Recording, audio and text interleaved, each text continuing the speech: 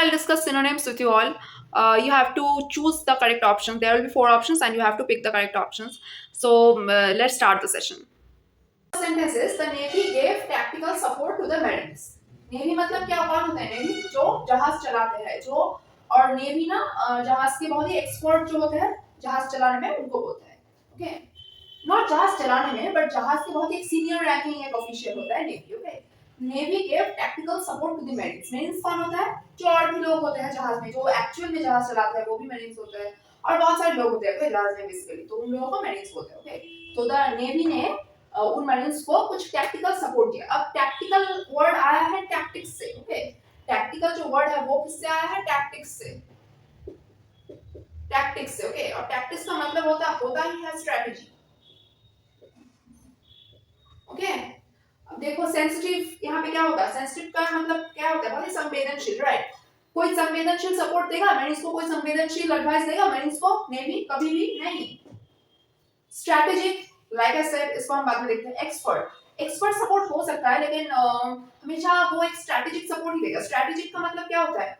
जिससे मतलब एक स्ट्रैटेजी बताता है जिससे जहाज वो लोग बहुत ही अच्छे से चला सकते हैं. वो एक्सपर्ट भी नहीं होता, वो स्ट्रैटेजी होती है. जहाज चलाने में अपना तरीका होता है. कोई भी हम लोग में से कोई भी जहाज नहीं चला सकता. राइट. उसके लिए बहुत ही you have to be well trained. एक कोर्स कराया जाता है, देन बहुत कुछ सिखाया जाता है. उनकी ट्रेनिंग भी बहुत ही हार्ड होती है, बहुत दिनों तक ट्रेनिंग होती है, देन बहुत कुछ पढ़ना होता है, फिर जाके एक आदमी जहाज चलाने के काबिल बनता है.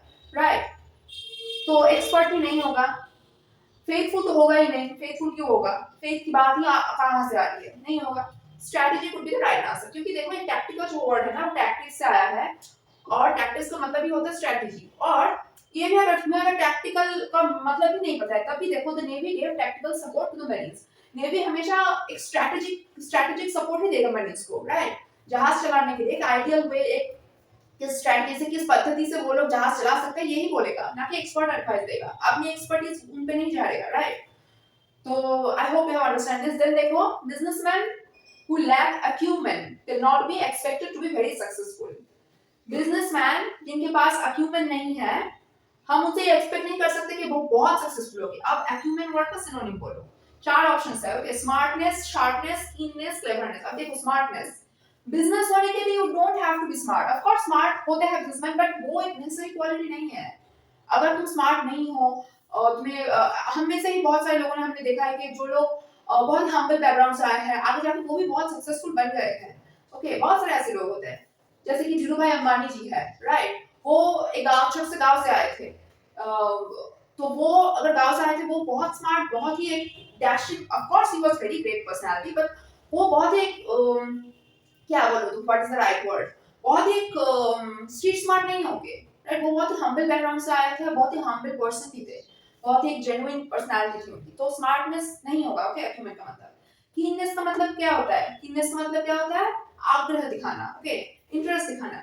तो बिजनेसमैन जिनके पास इंटरेस्ट नहीं है वो सक्सेसफुल नहीं हो सकते. इंटरेस्ट की बात कहां से आ रही है? इंटरेस्ट क्यों होगा? इंटरेस्ट नहीं होगा. Interest is not the right word. Okay. Then देखो क्लेवरनेस. बिजनेसमैन होने के लिए you don't have to be clever. बहुत चतुर होने की जरूरत नहीं है, लेकिन you have to be very sharp when it comes to business, cracking business deals. और ये सब होने के लिए तुम्हारे ब्रेन को, तुम्हारे बिजनेस स्किल्स को रादर बहुत ही शार्प होने की जरूरत है, बहुत ही तीक्ष्ण होने की जरूरत है कि ये करने से ये होगा. तभी हमने ऐसे भी बहुत सारे एग्जांपल्स है जो बहुत ही कम पढ़े लिखे हैं लेकिन आगे चल के वो लोग बहुत ही सक्सेसफुल बिजनेसमैन बन गए हैं.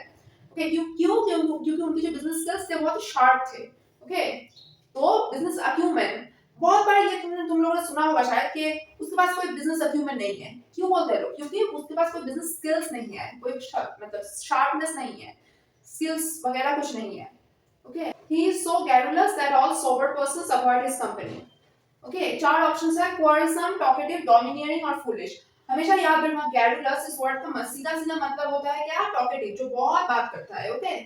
ये वो इंसान इतना बात करता है कि all sober persons avoid his company, कि बहुत जितने भी शरीफ इंसान है वो अवॉइड करते हैं उसके साथ वक्त बिताना. देन देखो our fate seemed intervened. Intervened. Okay. इसका मतलब होता है link. Okay. Our fate seemed intervened, intertwined, intertwined या फिर इंटरवीन्ड कुछ भी बोल सकते हो. इसका मतलब होता है लिंक. ओके. तो link would be the right answer. Our fates, हमारे भाग्य एक दूसरे से जुड़े हुए हैं, हम बोलते हैं ना. उसका मतलब क्या होता है? जुड़े हुए हैं. कॉम्प्लिकेटेड होगा नहीं, वो तो कॉन्ट्रास्टिंग एक मीनिंग डिनोट करना है, डेस्टाइन्ड नहीं होगा, कॉम्प्लेक्स होगा ही नहीं, तो लिंक्ड होगा, linked would be the right answer. He could rise to the stature because of his invincible courage. Okay, वो इस मुकाम पे पहुंचा है because of his invincible courage. अब देखो invincible का कितने चार ऑप्शन दिए गए हैं. Okay, चार options. What are the four options? Inviolable. Okay, inviolable मतलब जिसको violate नहीं कर सकते. Unmanageable, मैनेज नहीं कर सकते. Unbeatable, उस चीज को हम लोग हरा नहीं सकते. Okay, और immeasurable, जिसको हम मेजर नहीं कर सकते. क्या होगा?